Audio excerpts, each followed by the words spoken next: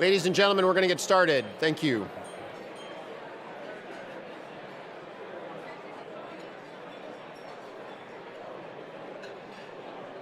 Ladies and gentlemen, we're going to start the program for the morning. If I can just get your attention. Thank you.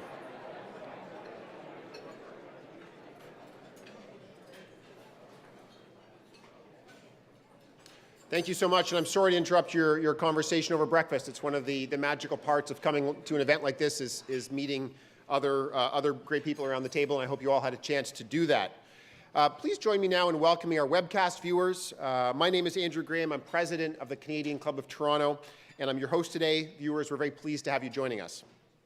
Please note that everyone can visit ai-live.com to access captioning on your device today. There's further instructions about this on your table as well.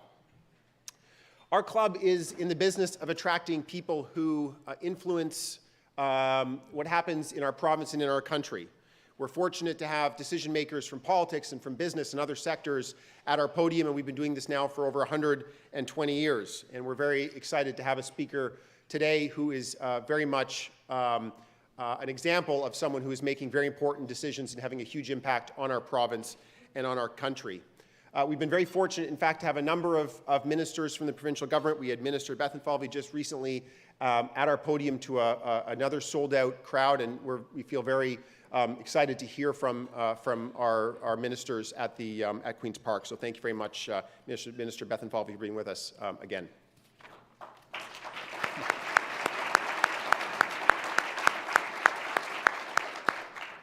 These events wouldn't be possible without the sponsors who take part. I'd like to acknowledge a few different sponsors today. First of all, Bruce Power, represented by Pat Dalzell. The Ontario Real Estate Association, OREA, represented by Karen Cox. And Bell Canada, represented by Simon Dwyer. Bell Canada supports young leaders and other youth to come to these events. Thank you to the three of you and your organizations.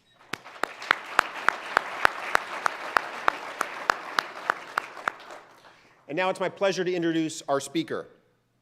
For the past several days, Ontario's Finance Minister has been in front of the cameras and microphones responding to questions and talking about the budget that he delivered just last week. Its content has been much anticipated since the government was formed last June. The Honourable Victor Fedeli, who is also Chair of Cabinet, has an impressive business and political background. Being in the spotlight on important issues comes very naturally to the former mayor of North Bay. And as I mentioned last time I was at the podium, we were fortunate to have the minister just recently. My in-laws come from North Bay, and I know firsthand from hearing my father-in-law talk how much of a name and celebrity and someone who's well-respected in North Bay Minister Fedeli is. He was first elected to Queen's Park in 2011. After re-election in 2014, he served in opposition as the Energy and Finance Critics. Now in his third term in provincial politics, he oversees one of Premier Doug Ford's critical portfolios, finance. Minister Fedeli, I'm very pleased to pass the Canadian Club of Toronto's podium over to you.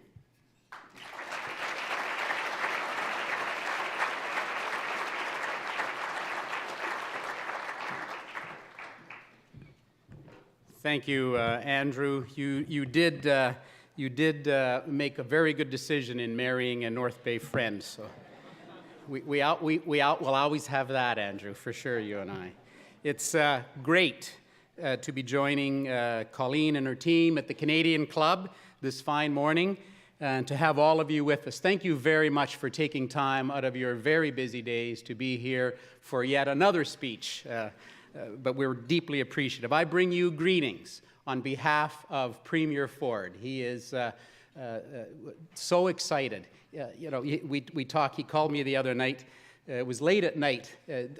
Sorry, I'm going to tell you a few little personal anecdotes as we go through this. He called me late at night, and I was sound asleep, but my phone was off, and I rolled over, and I saw the light flashing on the phone. I thought, somebody's calling me at this hour.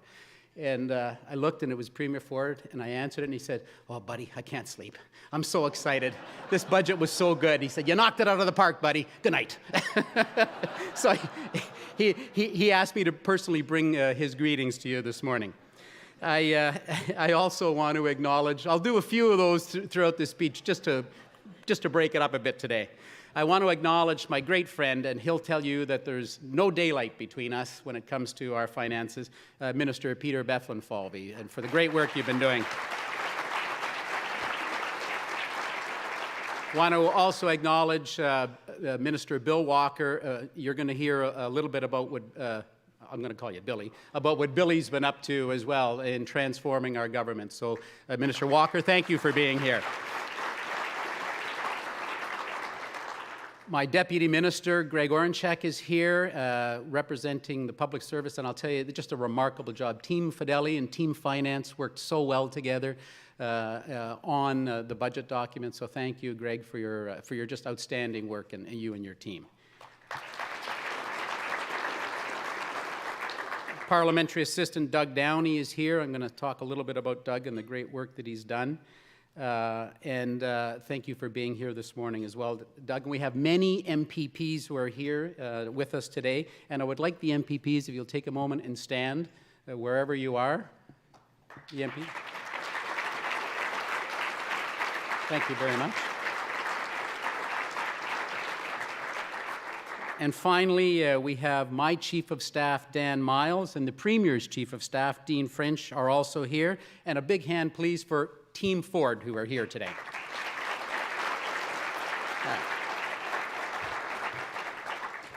Well, we're all breathing a collective sigh of relief after the months of hard work that went into Thursday's budget. We're very, very happy with the results of the budget. We released our first budget of our first mandate, and it's appropriately called Protecting What Matters Most. And it marks a new beginning in the province. It sets Ontario back on a path to balance. It invests more money in healthcare and education, but mostly it sends a message to the world that we are serious about fiscal sustainability, about protecting frontline services, and making Ontario open for business and open for jobs. We have created a comprehensive and sustainable plan that will take us to balance in 5 years with no new tax increases, not a single one.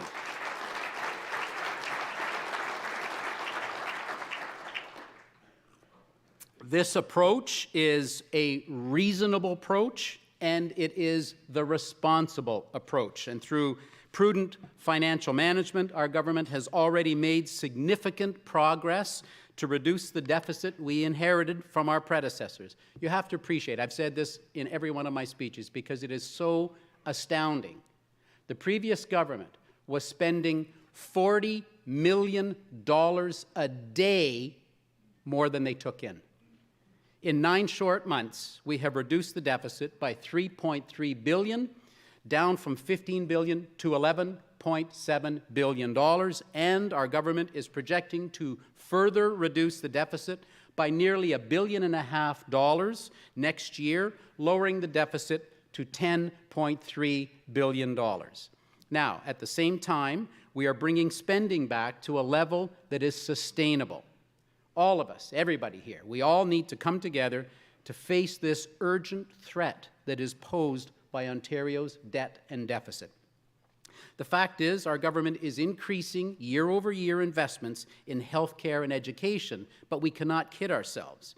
The challenge of an aging population, older schools, hospitals, and roads, those challenges are real and will require investment. But given the fiscal mess we inherited, do you really think healthcare will be there for our kids if we continue to run endless deficits? Do you really think our public education system will flourish when government continues to pile on more and more debt? And of course, the answer is a resounding no, and that's why balancing the budget is the critical first step to protecting our core services. Balancing the budget requires discipline, determination, and an appetite to take a different approach. But we know that talk is cheap, and we have to translate those words into action. Governments must be held to account when they make these bold public commitments. That is why our government is proposing a robust new legislative framework called the Fiscal Sustainability, Transparency, and Accountability Act. And this represents the first comprehensive change to Ontario's fiscal planning in a decade and a half. And as part of those changes, our government is introducing a first of its kind in Canada, an accountability guarantee for both the Premier and the Minister of Finance. It would require both to pay a fine of 10% of the Premier and ministerial salaries for each missed reporting deadline. Quite literally, we are putting our money where our mouth is. Thank you.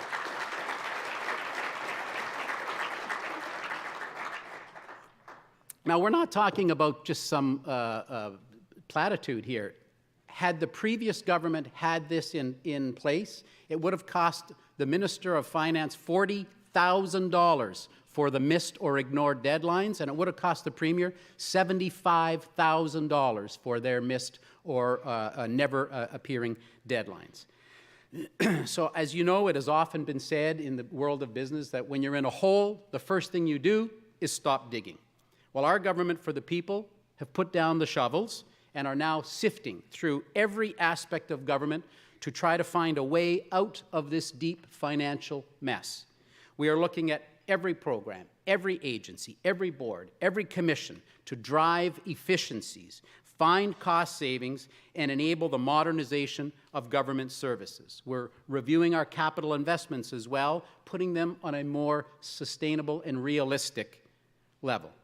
We're pleased to report these efforts have already resulted in substantial savings and cost avoidance. During the provincial election, Premier Ford said he wants to find 4 cents on every dollar.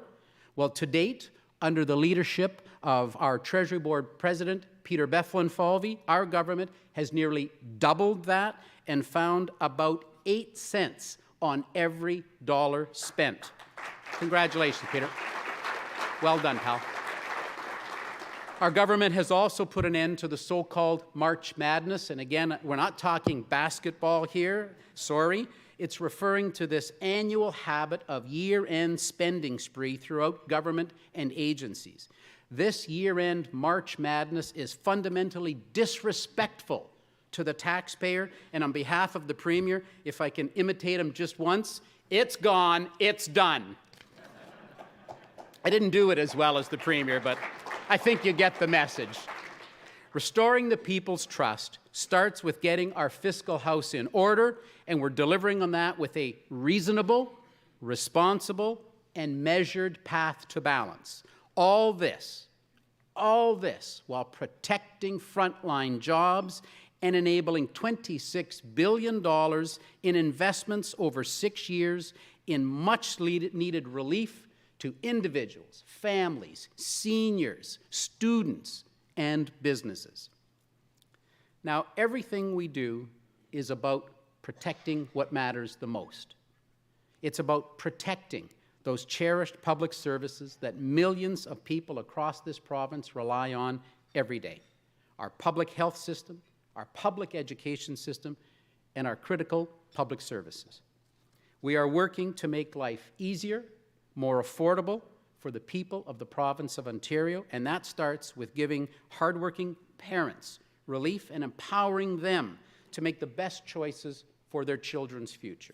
That's why our government is bringing in one of the most flexible childcare initiatives ever introduced in Ontario.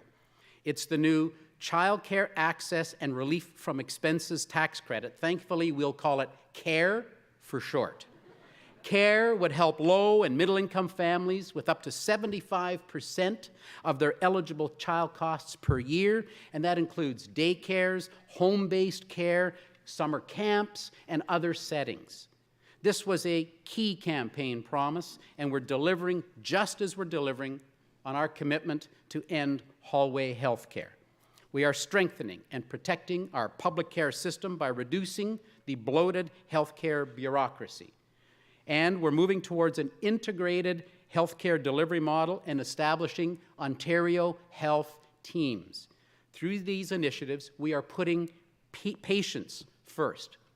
And to support our aging seniors, We are investing in 30,000 long-term care beds, and this turns out to be truly a signature program. We are investing $90 million to support a new dental care program for low-income seniors. I can tell you in MPP's offices, in my office for 8 years, so many low-income seniors would come into our office, and there's just nothing possibly worse than chronic pain, especially oral pain. And now we are bringing relief to up to 100,000 low-income seniors.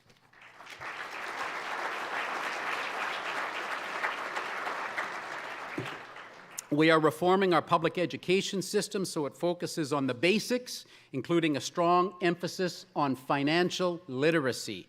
We are not only integrating financial literacy into the grade 10 career course, but we're starting our kids earlier by incorporating it into the math curriculum across all grades.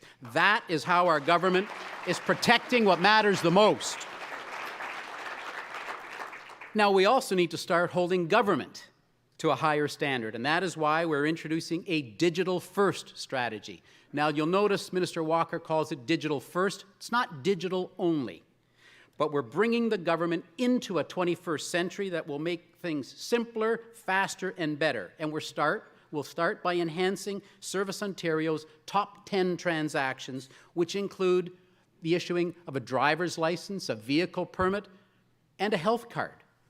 This will shift approximately 10 million in-person transactions to digital channels, and that will save the government $33.5 million over the next 5 years. When Premier Ford talks about efficiencies, this is exactly what he's talking about, and thank you, Minister Bill Walker, for delivering on this one efficiency, along with many, many others. I know the speech is long, I apologize, but I am going to tell another personal story. You know, as mayor of the city of North Bay, I was pleased to go to the cutting of the ribbon 10 years ago of the new OPP Centre in North Bay. It was beautiful, beautiful building, very, very functional. But I drive by Highway 1117 every weekend when I'm home, and I see the old OPP station sitting on the highway empty. Smoke coming out the chimney in the winter, driveway being plowed all winter long, lawn being cut all summer, leaves being raked every fall. $1.1 million has been spent keeping that building empty for 10 years.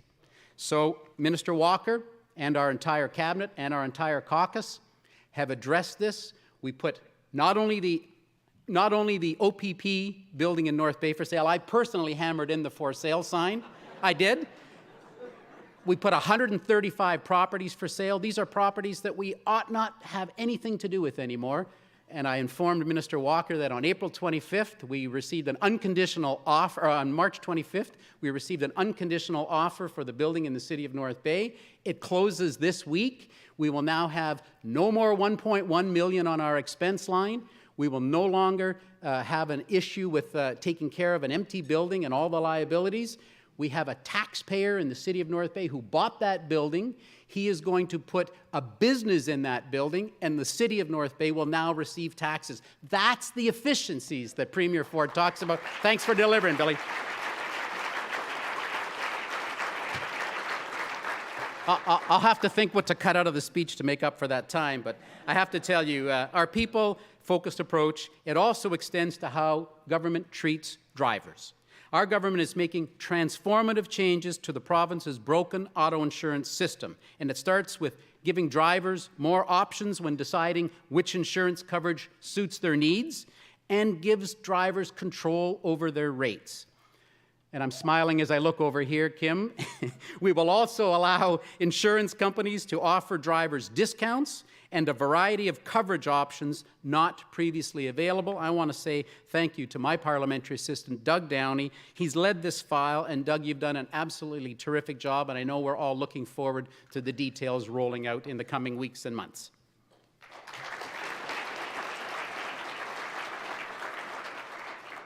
Our government supports drivers, but we also are making significant investments to support commuters throughout the GTA. Our current regional GO Rail network is realizing only a fraction of its potential, and that's why we are implementing the largest increase in GO Rail service in 5 years. And we are committed to providing two-way, all-day service every 15 minutes in core segments of the network. But we are also committed to building a modern, efficient, rapid transit system. By uploading the TTC's subway network to the province, we will be creating a truly integrated regional transit system. This would allow the province to get projects built better, faster, cheaper, which is good news for taxpayers and for commuters. Our government is making the single largest capital contribution to new subway builds and extension in Ontario's history. Yeah, that's clap-worthy. I think so. Our government is committing $11.2 billion of a total cost of $28.5 billion to support 4 rapid transit projects in the GTA, more than doubling the initial commitment that we made during the campaign. So as you've heard, these 4 projects would be an extension of the Eglinton Crosstown Light Rail Transit Project west to Pearson Airport, the Yonge North Subway extension to Richmond Hill and Markham, the Scarborough Subway extension, and the new Ontario Subway line, which is a more functional version of the downtown relief line, and this will take you from Ontario Place to the Science Centre. Now, I have to tell you, Premier Ford, on one of our chats the other day, he said to me, buddy, I got to tell you, other than being elected Premier, this was the best political day I've had in government. That is how strong the Premier feels about this huge and historic investment in transit. Now, getting Ontario moving with better, faster, cheaper transit is good for business as it helps people access more jobs and greater opportunity. As Premier Ford has said time and time again, Ontario is open for business and open for jobs. Budget 2019 introduces the Ontario Job Creation Investment Incentive, and that is a $3.8 billion corporate tax relief over 6-year program, and it's for businesses who make investments in machinery upgrades or expansions to help them grow and create jobs. Our government is also working to build the skilled workforce of the future through a modernized apprenticeship and a skilled trade system across Ontario. And we'll start in the schools by ensuring that our young people know that the trades are a valued and rewarding career pathway for them. Yeah.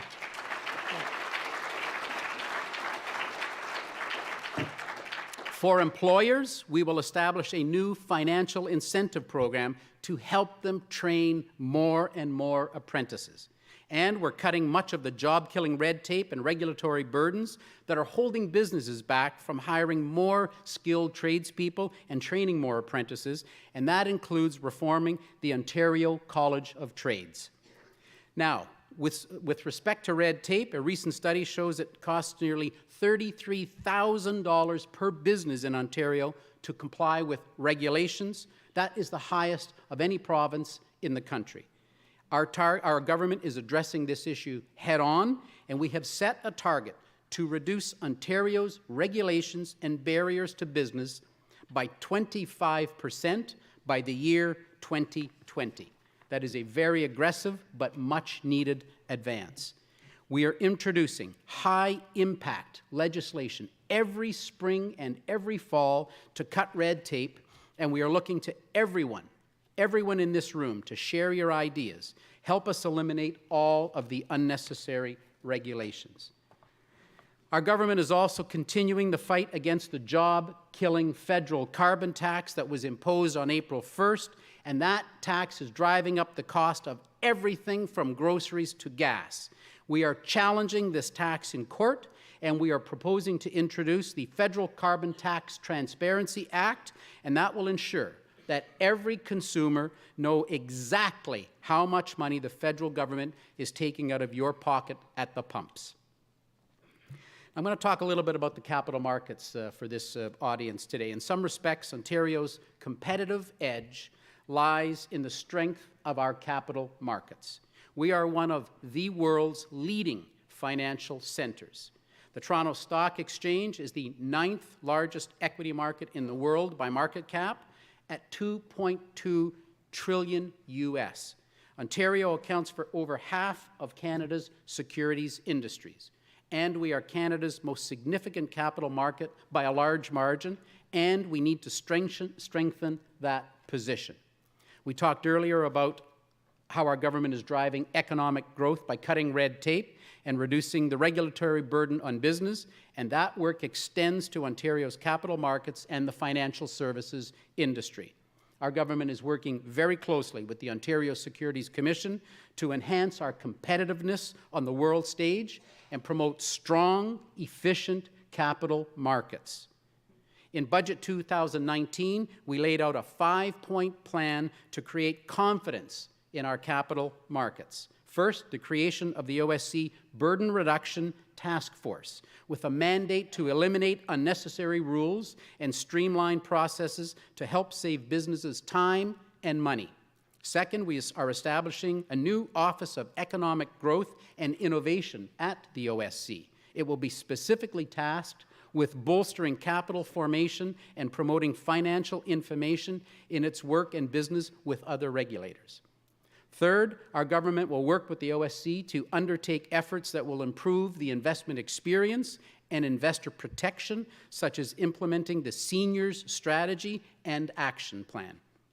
Fourth, we will ensure there is an actual cost-benefit analysis in the OSC rulemaking process. Somebody likes that. And fifth and finally, our government will work with the OSC to establish clear service standards for market participants. So this plan, this is a priority with our government, and we will ensure regular progress updates are included in the OSC's annual reports.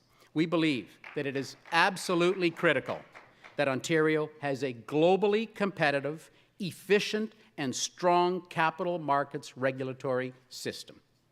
Such a system allows us to attract investment from around the world, streamline capital raising, and protect investors from financial risk and misconduct.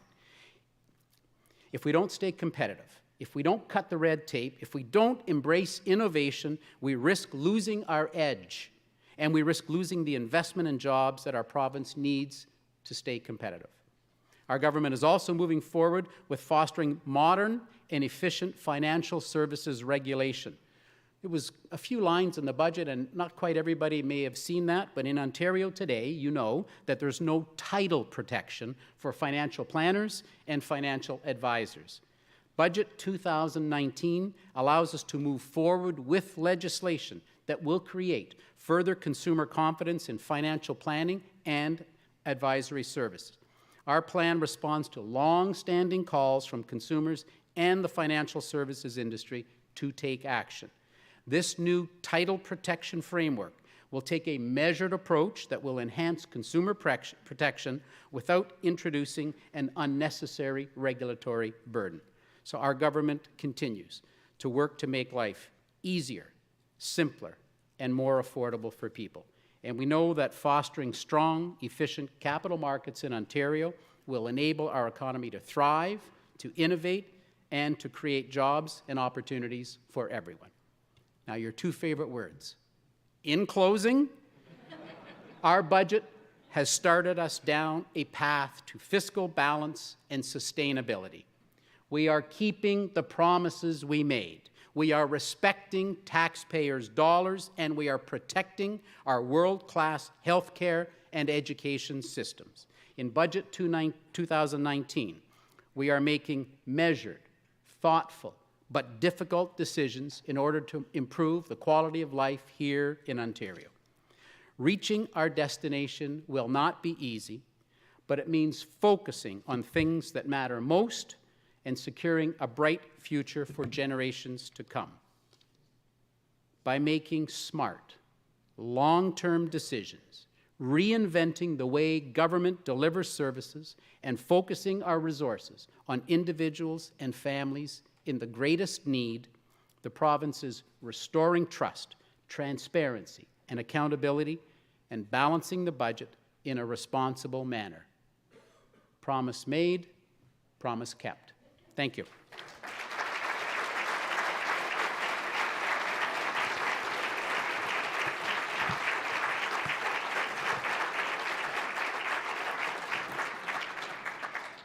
Minister, thank you very much for those very thoughtful remarks. We've got time for a number of questions that have come in. First of all, the U.S. has made a number of changes to its tax regime over the past few years, including lowering taxes. How does that play out for Ontario's competitiveness? Well, this is, thank you for the question, Andrew, and whoever submitted that question. You know, this is of a particular concern. Of course, it was identified in the financial accountability as one of the risks. And if you look at what happened in the States over the last couple of years, their tax rate has dropped more than 10 points. Dangerously close, it's about 18, dangerously close to ours at about 16. And we look at that as one of the risks in Ontario, and so we've done a couple of things. The first thing we did was in January, where the previous government's scheduled tax increases were in place, we did not go ahead with those tax increases in January, saving seniors and families and businesses more than hundreds of millions of dollars. Quite frankly, with respect to the small businesses, we looked at the passive income tax that was about to come in. We did not go ahead with that passive tax, and that saved 7,900 businesses up to $40,000 each. So that was the first thing we did, was we again, when you're in a hole, you stop digging. So we did not go deeper with the tax increases. And then we looked at the business community and we talked. What do you need? We had promised to bring corporate tax relief, and we asked the business community, what do you need? What will help you? What will help you today? And they said, you know, look in the States, not only have they dropped the tax rate, but they've also put in the accelerated capital cost on their equipment. And we said, we understand, is this what you need? We want that, and we want it now. And so we have put $3.8 billion into the accelerated capital cost allowance, and we have now packaged it in a program called the Job Creation Program. And so that is a massive influx, which drops us from about 16 down to about 12. So we're now really back in a safe margin and can compete head-on with the States. So businesses in Canada, multinationals that we're deciding, is our CapEx going to happen in Ontario or the States? We've now turned that back in our favor. So that was a very planned and a very serious move to assist the business community. Interesting. Thank you very much. You've talked about how this budget plots a path back to balance. How did you think about the speed at which to do that? I mean, as a finance minister, that must be one of the harder decisions to make. Really? You're going to let me say it? We took the Goldilocks approach. I know you haven't heard that before, so I'll tell you what I mean by that. You know, during the run-up to the budget, we had talked quite seriously about that, and we had said it can't happen too fast. It just can't, because of what it would do to the economy. It can't take too long because, quite frankly, anybody can do that, and it needs to be just right. And I believe that we have landed on the most responsible, the most reasonable path to balance that will provide relief to families, relief to businesses, while protecting the core values that we have. It protects healthcare, it protects education, and it protects our public services. And you know, when you do both of those at the same time, that you've come up with a time frame that is just right. We've two more questions, Minister. First of all, when you look at the next sort of 12, 24 months for the Ontario and Canadian economies, what worries you? Well, we listen to the economists, and we know that we have seen their economic forecasts going forward, and we have done what I believe to be the most prudent thing. We have taken their numbers. We've downsized just a little bit, so we've got a lot of prudent activities built into the budget. We have our contingency. We have a reserve at $1 billion this year, $1 billion next year, $1 billion the year after, $1.3 billion the further year, $1.6 billion in year 5. So we've built in a lot of protection for whatever comes our way. And we're, I feel, on very solid ground that we're ready. We've got all of the efforts that we are putting into job creation, cutting red tape, lowering hydro rates, putting in this job creation incentive. All of these are ready to help our businesses continue to grow and to expand, and they will lead us. They will lead us. They have so far. We've created more than 100,000 jobs since Premier Ford was elected, and that tells us all of the things that we're doing, all of these things, all of these activities cumulatively are putting people back to work. They're building a business confidence. You know, we went to New York after the fall economic statement, and I stood in front of a group like this and gave a speech a little bit similar to this.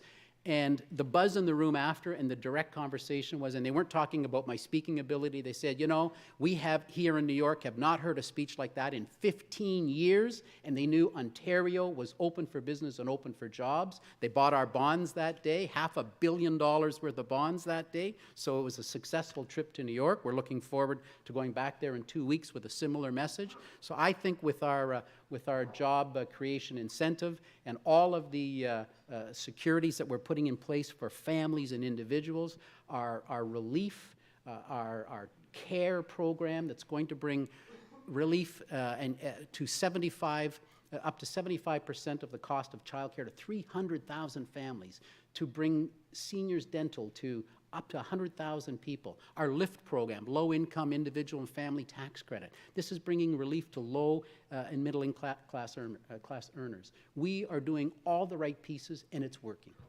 Great. Thank you, Minister. The last question has two parts. There's a number of people in the audience who want to know your predictions, first of all, for the Leafs in the playoffs, and second of all, for the Alberta election today. So thoughts on either of those?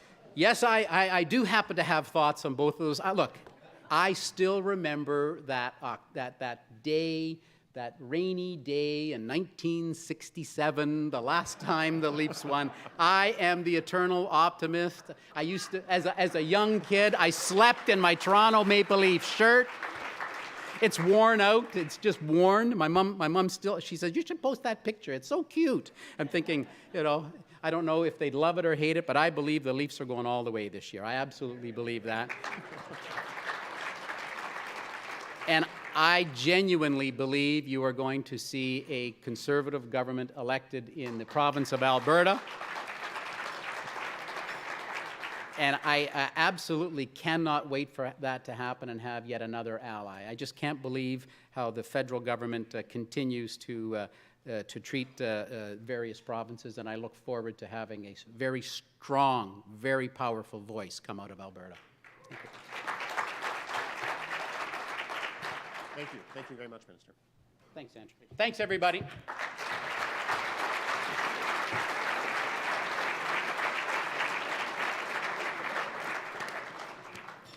So there you have it from the Finance Minister. The Leafs are going all the way.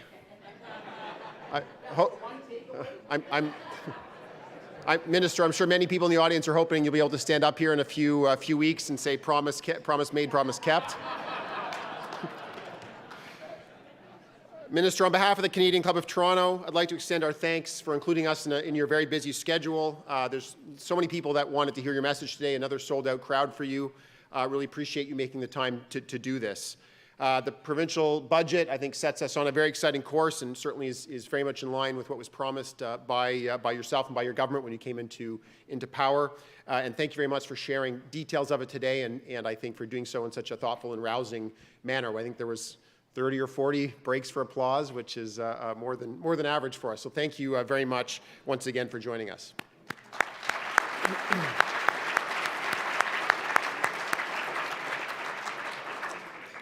Just before we conclude, I'll tell you about a few upcoming events. On April 30th, we're hosting an important discussion about diversity on Bay Street, where that's called Being Brown Downtown, and it's about the lived experience of people of color in corporate Canada. And we've also got a panel on medical cannabis on May 9th, which we hope you can join us for. I'd like to extend another round of thanks to Bruce Power, Bell Canada, and the Ontario Real Estate Association, and also to MediaEvents.ca and VVC for live streaming today's event. Thank you all of you for joining us. Enjoy your morning.